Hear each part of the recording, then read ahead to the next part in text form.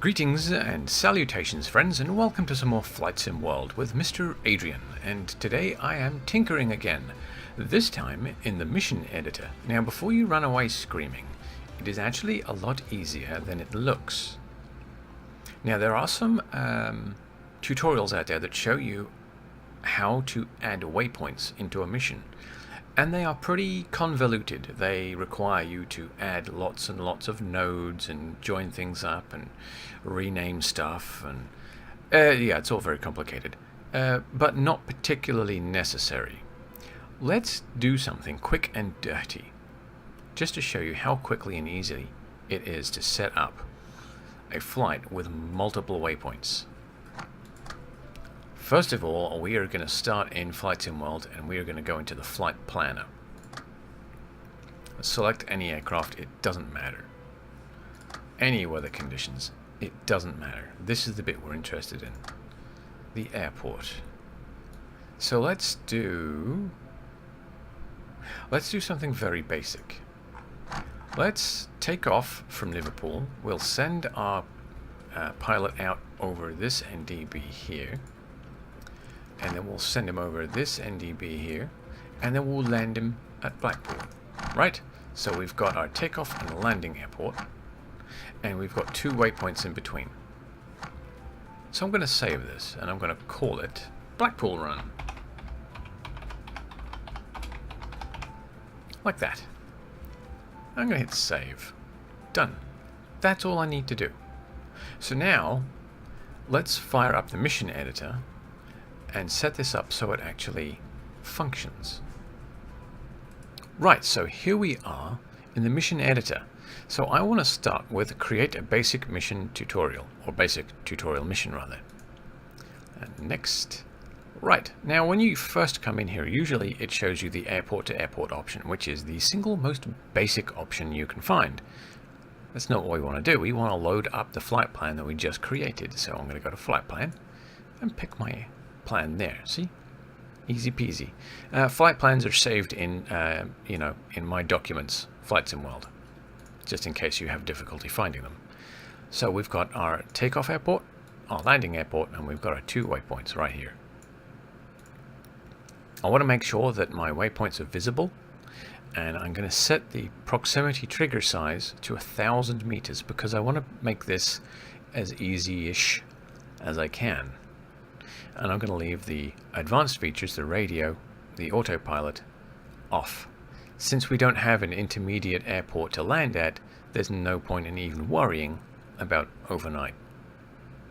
So I'm going to hit next. Now we need a starting date. That looks fine to me. And a starting time. 10 p.m. That's a little late. Let's go with 6 p.m. And we're going to set the theme to fair weather. Yes, that's fine. So next, let's pick our aircraft, and I want the D40. There. And I'm going to hit next. So, this is where our mission is going to get saved on our computer. We can rename this right now if you want, I believe. So let's call this Blackpool. Oh, okay. Maybe not. So let's go to missions. We'll make a new folder and we will call it Blackpool _run. Always use underscores wherever possible. So this is where it's now going to be saved. It's going to be saved in our missions folder, in my missions, and Blackpool Run. And this is going to be the text that we see that describes the mission. So I'm going to hit next, and I'm going to hit finish, and it will automatically create all those waypoints for me. Ding, ding, ding, ding, ding. So let's zoom in on the map.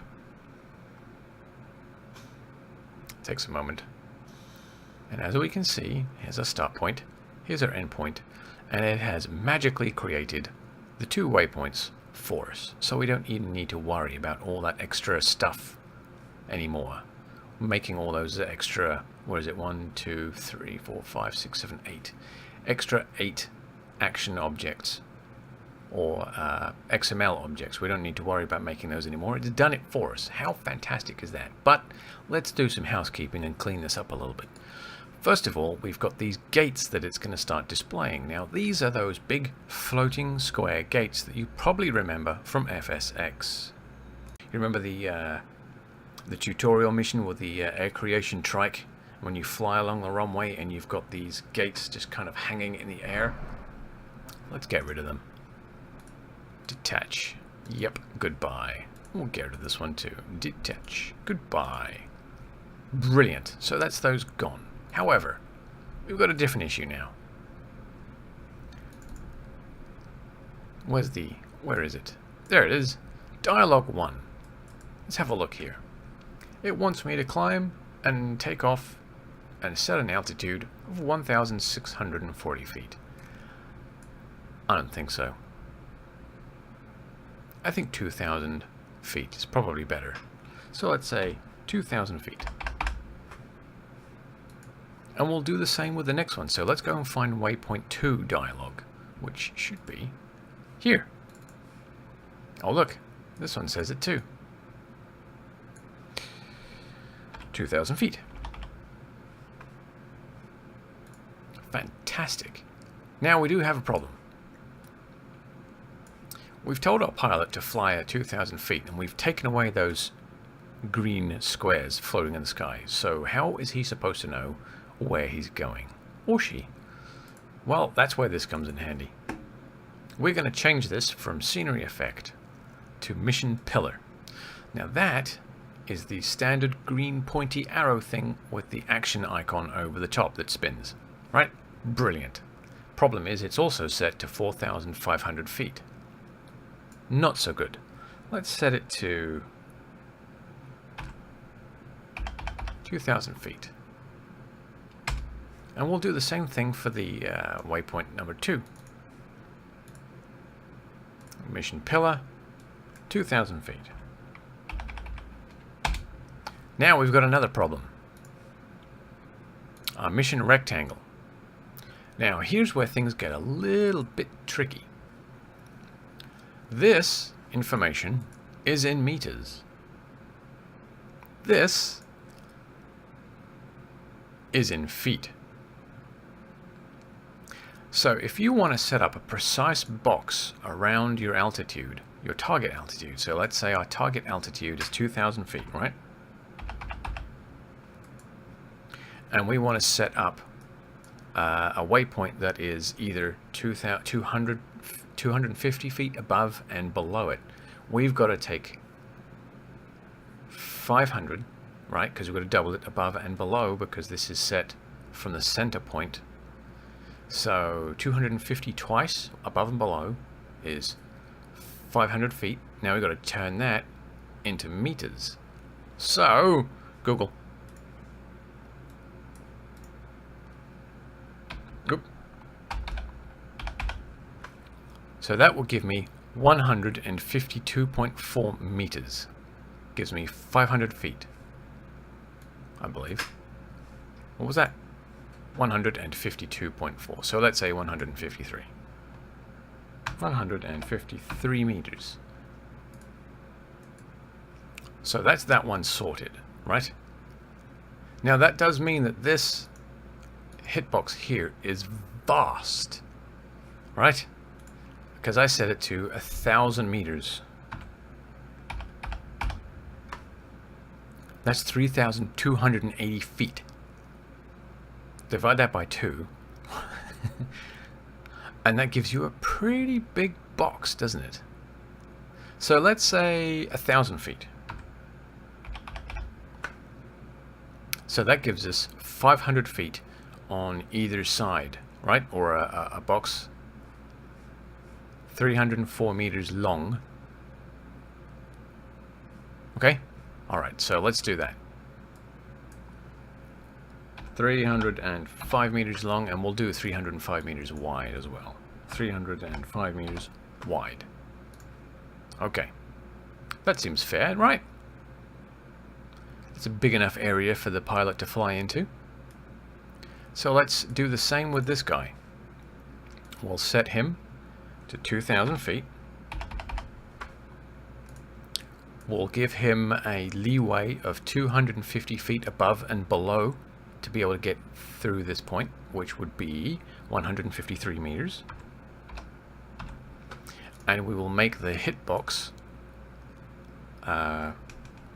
305 meters wide and 305 meters deep.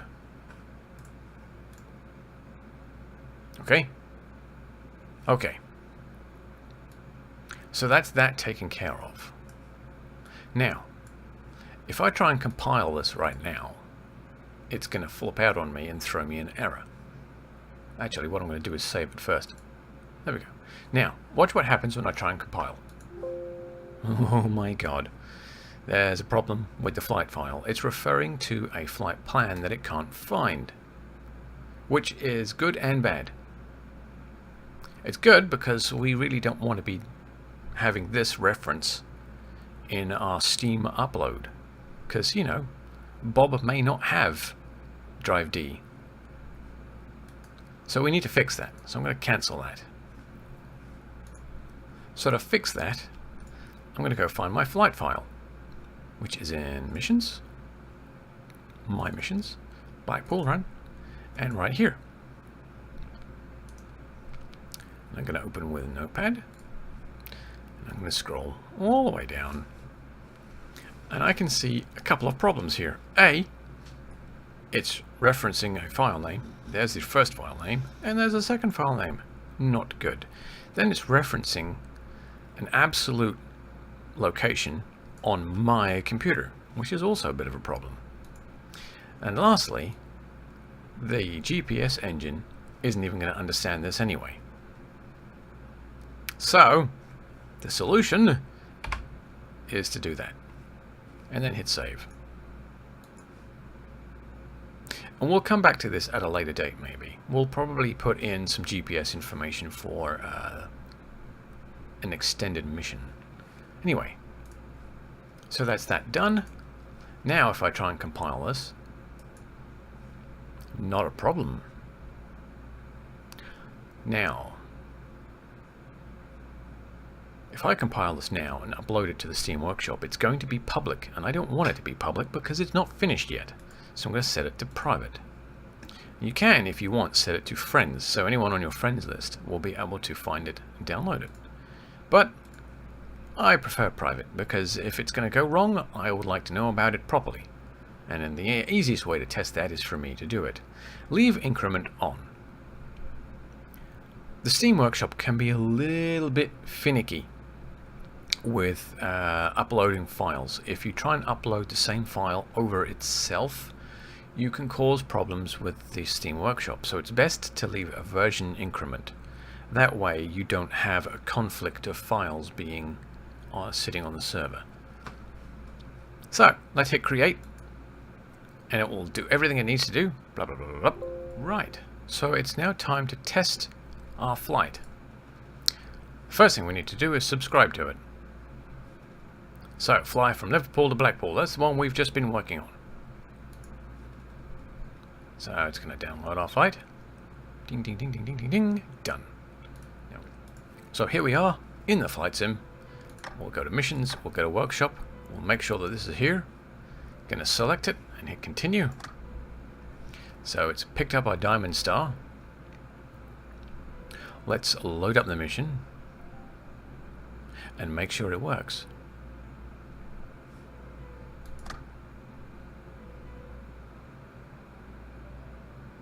So here we are inside our mission. So let's hit start and see what happens. Welcome to the mission. Get set up and take off, then climb through 200 feet. Well, that's about right. So let's turn on the pivot, which is this guy here, I believe. Dink. Right on, baby. Right. Let's do as he says. This is testing our mission that we have just created.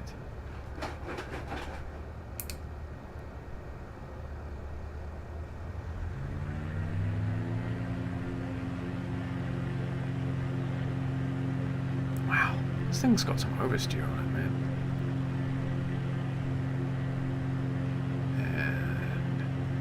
Up we go.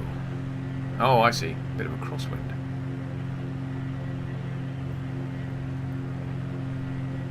Right, we're off. Head for the first waypoint. For waypoint 1, turn Ding. to heading 085 and climb to 1,640 feet for 5 nautical miles. So, now we've got our little green waypoint marker set up. We know we've got to climb to 2,000 feet because it says so here.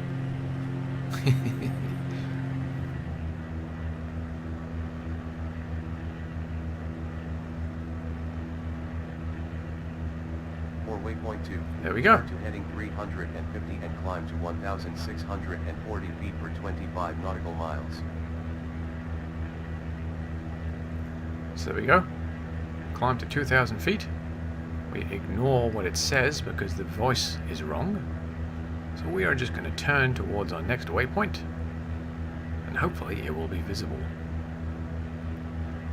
Keep an eye on our altitude so we don't stray too far from 2,000 feet.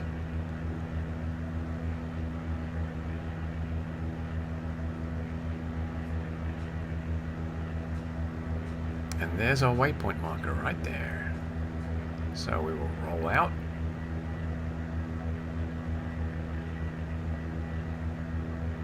And head right for it. See? There it is right there. Brilliant! And if we go external and look behind us, the waypoint marker that we just came from has disappeared. Excellent.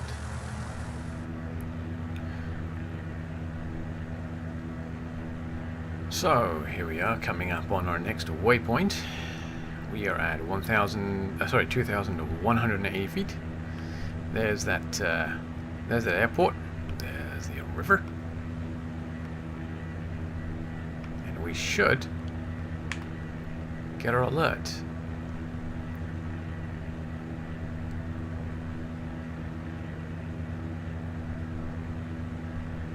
For the final leg to Blackpool, There we go. turn to heading 281 for 6 nautical miles. The airport elevation is 81 feet. So now we just turn towards the airport. And luckily, the runway on this airport is at 280. So I can just fly straight in. Not bad, huh?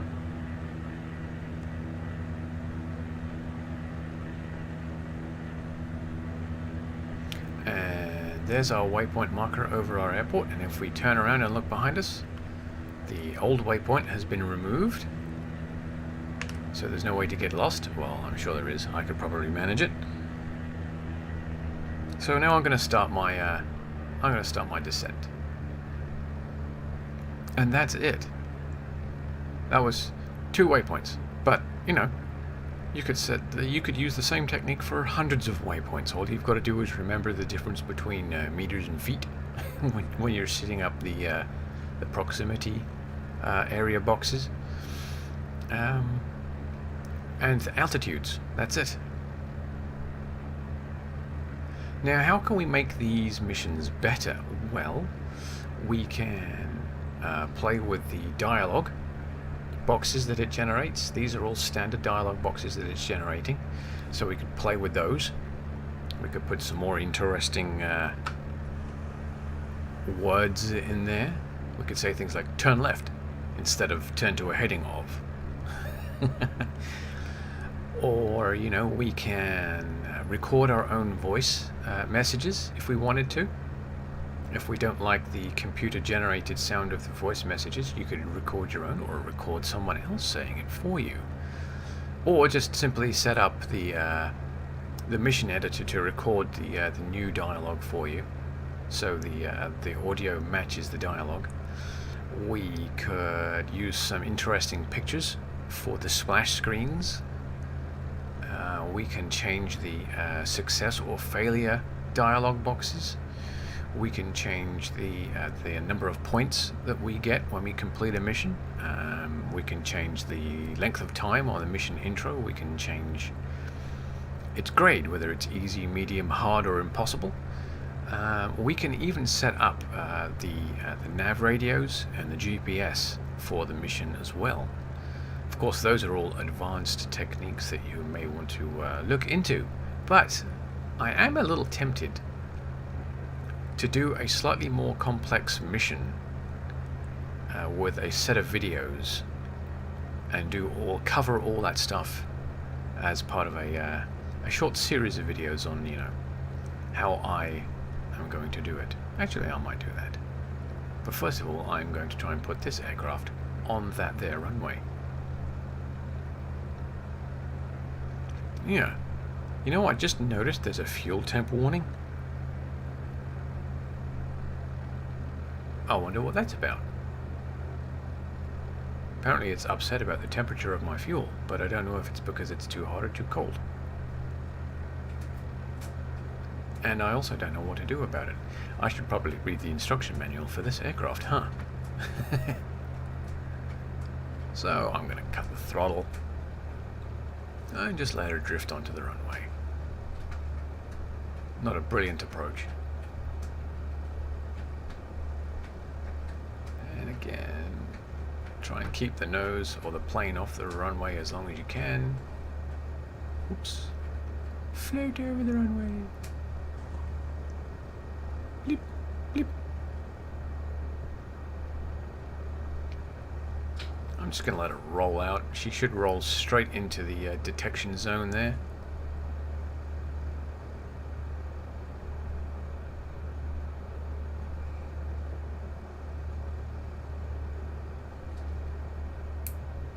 Successful landing. And there you have it. Done. Mission done.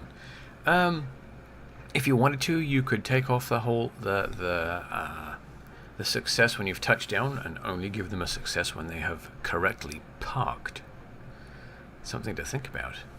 Anyway, that's it. So I hope that's given you a little bit of insight on a very quick and easy way of creating a flight with multiple waypoints in it. So enjoy. I expect to see your work in the workshop. Until then, I will see you anon.